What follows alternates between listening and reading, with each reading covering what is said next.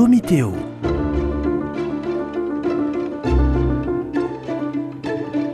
Domiteo, un dialogue théologique avec les Dominicains de Toulouse. Bonjour frère Édouard. Bonjour frère Louis. Dans notre marche vers l'unité avec le Christ, au numéro 821, il était question de la formation œcuménique des fidèles et spécialement des prêtres. Est-ce que tu peux redire ce que veut dire le mot œcuménisme ? Donc le mot œcuménisme a deux significations possibles. Il y a le nom de toujours, le nom ancien qui a permis de parler de concile œcuménique, où certains comme Jean le Jeuneur, ce patriarche de Constantinople, qui s'est appelé tout à coup le patriarche œcuménique, vous vous souvenez, c'est au VIe siècle, et le pape Saint Grégoire le Grand lui a répondu, mais dis-moi, tu pourrais attendre un concile pour te déclarer comme ça patriarche œcuménique, tu te déclares tout seul œcuménique, moi je suis le serviteur des serviteurs. Magnifique réponse du pape Grégoire. Toujours est-il que œcuménique était pris dans le sens de qui concerne tous les chrétiens, de la vie habitée, là où l'évangile avait atteint donc les limites du monde. Et oikia, qui forme le mot œcuménisme, veut dire habiter. Oikeo, habiter. Donc l'oikoumène, c'est sous-entendu la terre habitée, la terre, l'univers d'ici-bas connu, où l'écriture a pu être, dans le fond, promulguée comme étant la révélation. C'est ça l'idée par derrière. Et un concile œcuménique, c'est l'assemblée des évêques qui ont la responsabilité de ces terres évangélisées. Et on essaie de les rassembler de tous les horizons. Et c'est ça qui fait qu'un concile n'est pas seulement un synode local d'une assemblée d'évêques tout à fait légitime ou de conciles locaux particuliers, mais universel. C'est dans le fond un mot qui est presque synonyme du mot universel.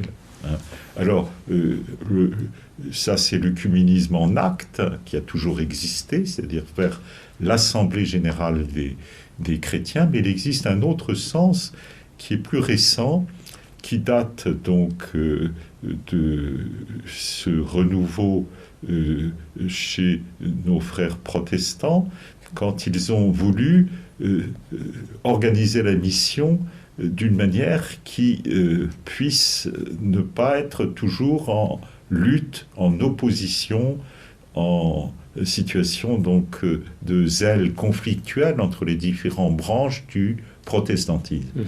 Et qui se sont dit, dans le fond, il faut qu'on fasse un mouvement non plus centrifuge, où on s'éloigne de plus en plus de nos racines, mais centripète, de revenir à notre origine. Et ils auraient pu prendre le mot catholique à ce moment-là, parce que dans le fond, c'est ce que nous vivons dans l'Église catholique. Mais comme le mot catholique était déjà très utilisé par une grande partie des chrétiens, ils ont utilisé le mot quasi synonyme de œcuménique. Mais à ce moment-là, ça n'a plus la signification première des conciles œcuméniques, ça a la signification d'une recherche de l'unité en puissance, c'est-à-dire qui n'est pas encore en acte.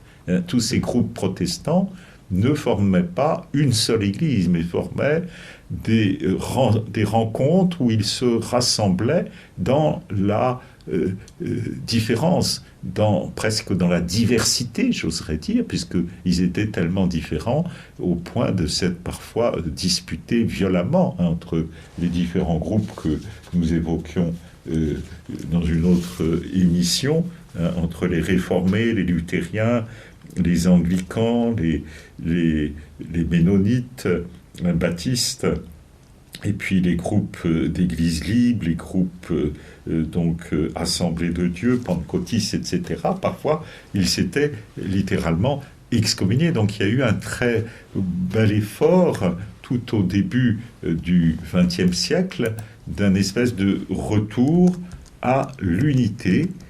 Et ce retour a été tout à fait heureux, puisqu'il a débouché sur la création du Conseil œcuménique des Églises. Et c'est ça qui a permis donc ce mouvement œcuménique en puissance, c'est-à-dire on n'est pas encore dans l'unité, on est seulement en puissance d'unité, mais on se rassemble déjà pour essayer de tendre vers l'unité. Donc on distingue bien l'œcuménisme en acte, c'est celui des 21 conciles œcuméniques catholiques de toujours, depuis Saint-Pierre, depuis la première assemblée à Jérusalem jusqu'à Vatican II, ça c'est l'œcuménisme en acte.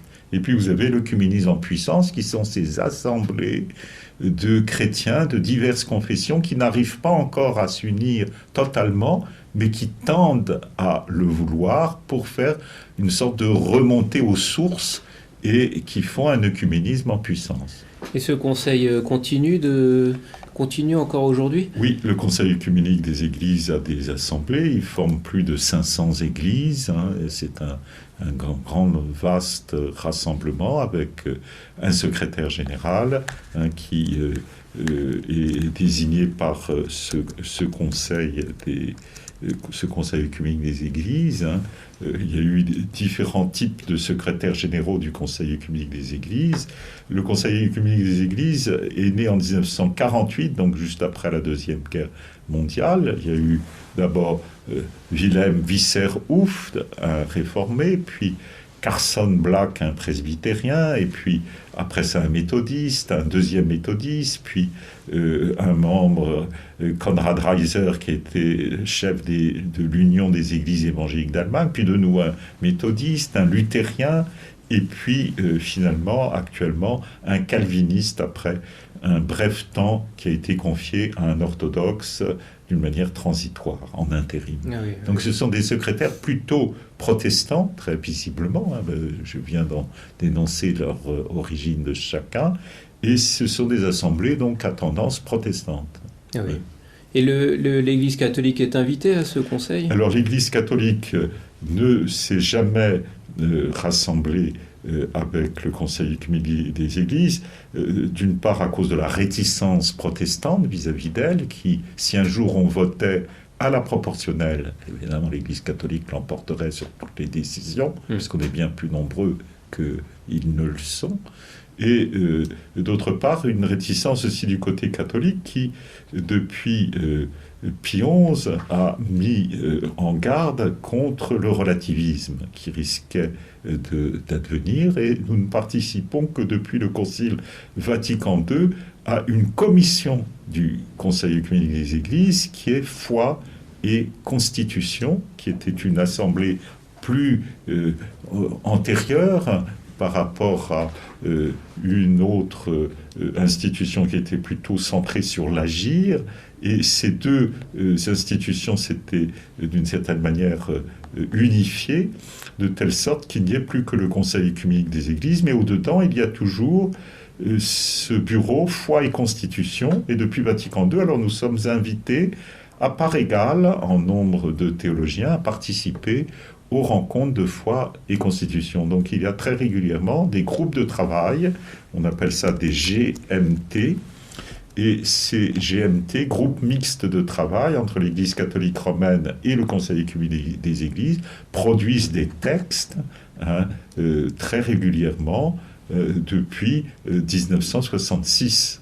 Et on a donc eu des dominicains qui ont pu participer, comme notre cardinal Jérôme Amer, qui était membre du Concile Vatican II, Monseigneur Pierre Dupré, un père blanc, qui ont participé à ce GMT. Ils étaient délégués par le secrétariat pour l'unité des chrétiens à Rome, et ils ont donc pu ainsi se rencontrer très régulièrement avec ce bureau foi et constitution du Conseil œcuménique des Églises.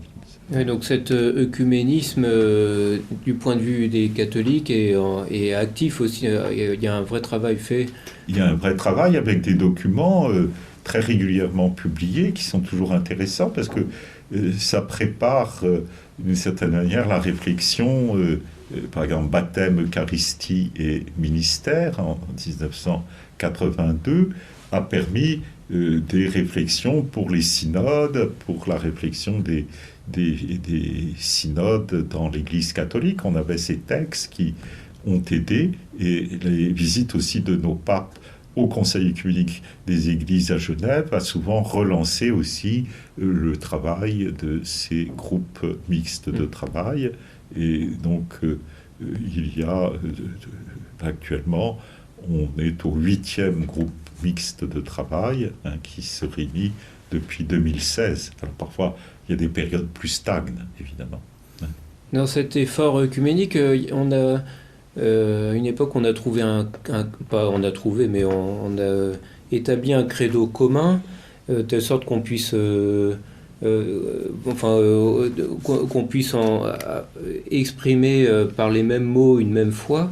Et puis récemment, quand on a voulu changer la traduction du Notre Père, on a aussi été attentif à demander aux protestants ce qu'ils en pensaient pour pas qu'il y ait une nouvelle cassure, même dans le Notre Père. Et est-ce qu'ils ont accepté tout ça? Est-ce qu'ils sont d'accord avec tout ça? Alors, c'est vrai que c'est délicat. Tu ouvres tout un dossier pas facile à élucider, parce que parfois, on ne se dit pas les choses en face et on croit qu'on fait plaisir à l'autre en acceptant quelque chose, alors que en fait, il n'y a pas nécessairement une adhésion générale. Quand la première traduction du Notre Père, où on avait traduit « Ne nous soumets pas à la tentation », eh bien, il y avait eu un consensus catholique et protestant, mais les catholiques croyaient qu'il faisait plaisir aux protestants en utilisant une formule plus proche du grec, et les protestants ont cru qu'il faisait plaisir aux catholiques en acceptant leur nouvelle formule. Alors du coup, on n'était pas dans la recherche nécessairement de la vérité. Il aurait fallu écouter davantage le père Carmignac et arriver tout de suite, ne nous laisse pas entrer en tentation.